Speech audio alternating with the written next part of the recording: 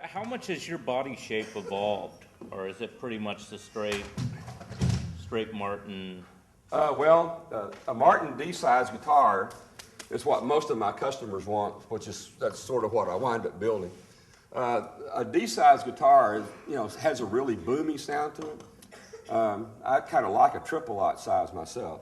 A triple-aught size to me is the most balanced sounding guitar, but it depends on what my customer wants. If they want a D size or don't want a boomy sounding guitar, then I'll go to a D usually. Maybe you could talk a little bit about the difference in sizes for the people who aren't guitar players. Well, the most popular guitar you see is called a dreadnought size guitar. It was invented by the Martin Guitar Company back in the early 1930s, and basically it's a kind of a this is a D size guitar. A triple-aught guitar, this is 15 inches across here. That's the main thing. On a triple-aught size guitar, it's about an inch shorter across there, and a triple-aught size has a deeper waist to it.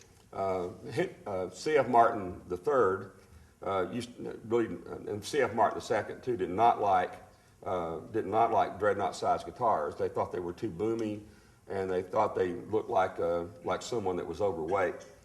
To them, they thought, this is terrible to say, but I guess I can get fired for it. They thought a triple-aught guitar would look like a very shapely woman, had a nice waist, to it, and they named the parts after women too.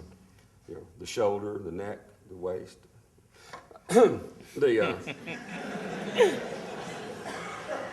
On thin ice, aren't I? Yeah. Anyway, there's probably something to be said for that. Okay. We could turn this into some kind of psychoanalysis class. That's true. But anyway, so the size of the guitar will dictate a lot about how it's going to sound. And the shape of the guitar will dictate how it's going to sound, because it's how much surface is vibrating versus how it's moving, how it's going to vibrate, and how much room the sound has to bounce around inside of there. So it makes a lot of difference in how it's going to sound. I hadn't realized the difference in sound holes either. And I was reading an article on Tony Rice, who's a great bluegrass player, has a Martin that over the years they had enlarged the sound hole. Yeah, they enlarge the sound hole because it lets more air out of it. Yeah. It gives the air pressure in there a place to go.